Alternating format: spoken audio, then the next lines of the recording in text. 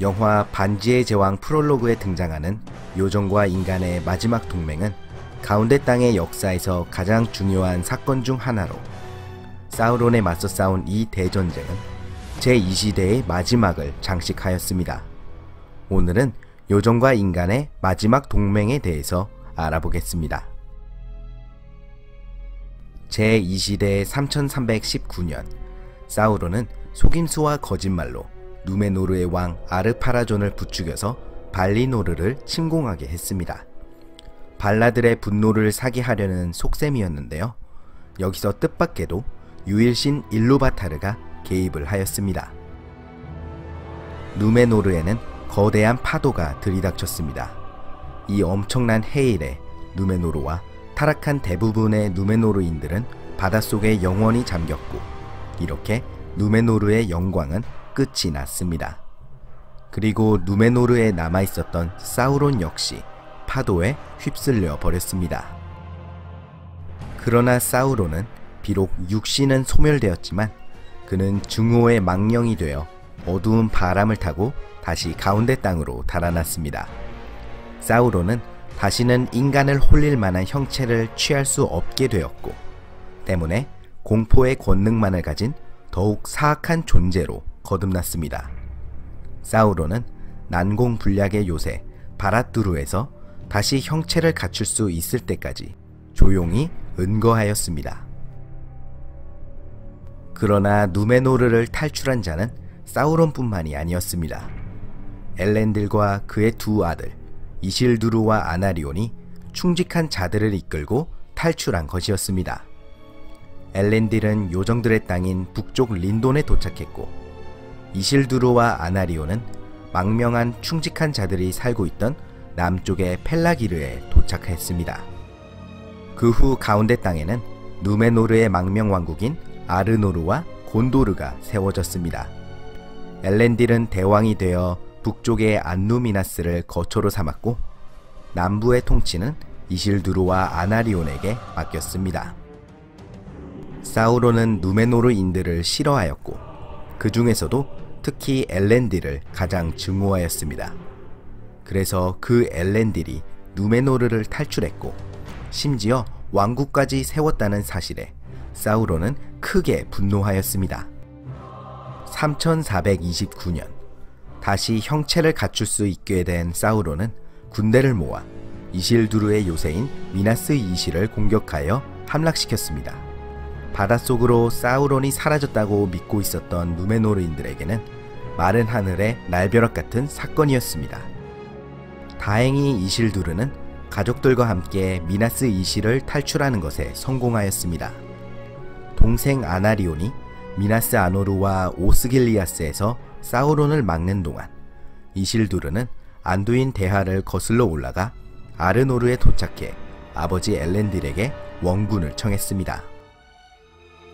암흑의 군주 사우론이 돌아왔다는 소식을 들은 엘렌딜은 즉시 린돈의 요정왕 길갈라드에게 도움을 청했습니다. 엘렌딜과 길갈라드는 유일신 일루바타르, 즉 에로의 이름을 걸고 사우론을 물리칠 것을 맹세하며 동맹을 맺으니 3430년의 일이었습니다. 이후 1년 동안 엘렌딜은 아르노르에서 두네다인 군대를, 길갈라드는 린돈에서 놀도르 및 신다르 요정 군대를 소집하였습니다. 엘렌딜은 아몬술의 높은 탑 위에 서서 서쪽을 바라보며 길갈라드를 기다렸고, 이윽고 요정왕은 키르단과 함께 군대를 거느리고 도착하였습니다. 동맹군은 동쪽으로 행군하여 임라드리스에 도착해서 엘론드의 군대와 합류하였습니다. 이후 3년 동안 동맹군은 임라드리스에 머물면서 무기를 만들고 계획을 세우는 등 대전쟁을 준비하였습니다. 모든 준비를 마친 동맹군은 안개산맥을 넘은 후에 남쪽으로 진군에 내려갔습니다. 그리고 요정과 인간의 동맹군에 새로운 군대들이 합류하였습니다. 크아자드 둠의 난쟁이들, 암디르가 이끄는 로스로리엔의 요정들, 그리고 오로페르가 이끄는 초록숲의 요정들이었습니다. 한편 이렇게 가운데 땅의 자유인들이 힘을 합치기 시작하자 사우론도 만반의 준비를 하기 시작하였습니다. 사우론은 우선 동맹군의 진군을 늦추고 물자를 얻지 못하게 하기 위해 엔트 부인들의 정원에 거대한 불을 질러서 황무지로 만들어 버렸습니다. 그리고 그때까지도 함락시키지 못했던 곤도르를 향한 공격을 멈추고 모든 군세를 모르도르 북서쪽의 다고를라드 평원에 집결시켰습니다.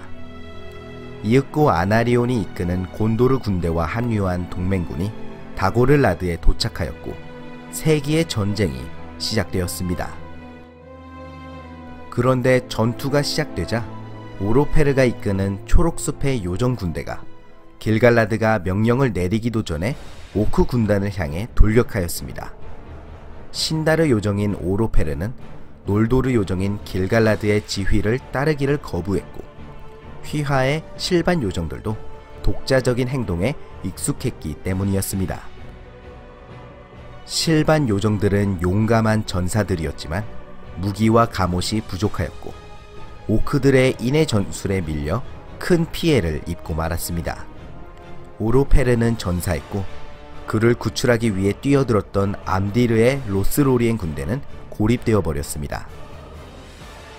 암디르의 군대는 늪지대로 밀려버렸고 그곳에서 죽음을 맞이하였습니다. 이후 초록숲의 요정들은 오로페르의 아들 스란두일이, 로스로리엔의 요정들은 암디르의 아들 암로스가 이끌게 되었습니다. 이렇듯 다고를라드의 전투는 동맹군에게 불리하게 시작되었습니다. 그러나 그 시절은 요정들의 세력이 아직 강대할 때였고 누메노르인들의 힘과 분노는 대단하였습니다. 또한 길갈라드의 창 아에글로스와 엘렌딜의 검 나르실 앞에서는 그 어떠한 적도 견딜 수가 없었습니다. 동맹군은 서서히 우위를 점하기 시작하였고 오크들을 다고를라드 평원에서 몰아내는 것에 성공하였습니다. 다고를라드 전투에서 승리한 동맹군은 검은 문을 돌파하였고 마침내 사우론의 요새 바라뚜르 앞에 다다랐습니다. 동맹군은 바라뚜르를 포위하였고 이실두르는 아들들을 보내 미나스 이실을 탈환하였습니다. 승리가 목전에 있는 듯 보였죠. 그러나 바라뚜르는 난공불락의 요새였고 다고를라드에서의 패배에도 불구하고 아직 사우론의 군대는 건재하였습니다. 결국 3434년부터 7년 동안의 기나긴 바라뚜르 공성전이 벌어졌습니다.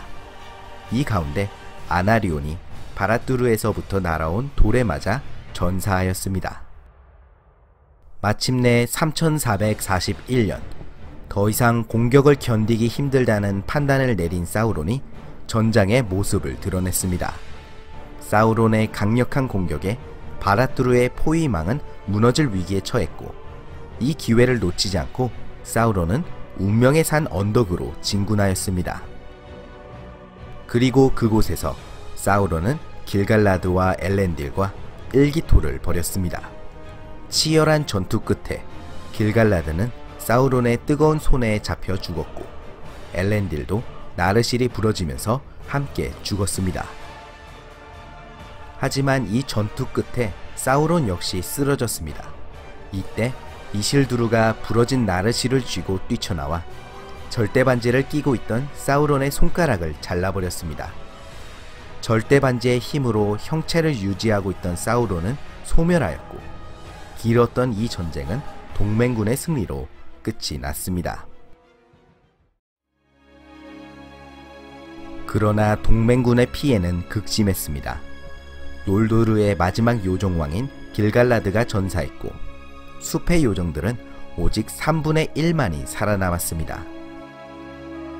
엘렌딜과 아나리온도 전사했으며 북왕국 아르노르의 군대가 특히 큰 피해를 입었습니다. 절대반지를 손에 넣은 이실두르는 엘론드와 키르단의 설득에도 불구하고 반지를 운명의 산에서 파괴하는 것을 거부하였습니다. 아버지와 동생의 죽음에 대한 보상으로 반지를 가져간 것이었습니다. 절대반지가 파괴되지 않았기 때문에 사우론의 영혼은 무사히 머나먼 동쪽으로 탈출하여 다시 힘을 기를 수 있게 되었습니다. 또한 반지의 권능으로 세워진 바라뚜르 역시 무너뜨릴 수가 없었습니다. 하지만 사우론의 군대는 뿔뿔이 흩어졌고 가운데 땅에는 다시 평화가 도래한 듯 보였습니다. 동맹군은 전사자들을 모두 다고를라드 평원으로 옮겨 그곳에 묻어주었습니다. 그리고 동시에 제2시대가 끝나고 제3시대가 시작되었습니다.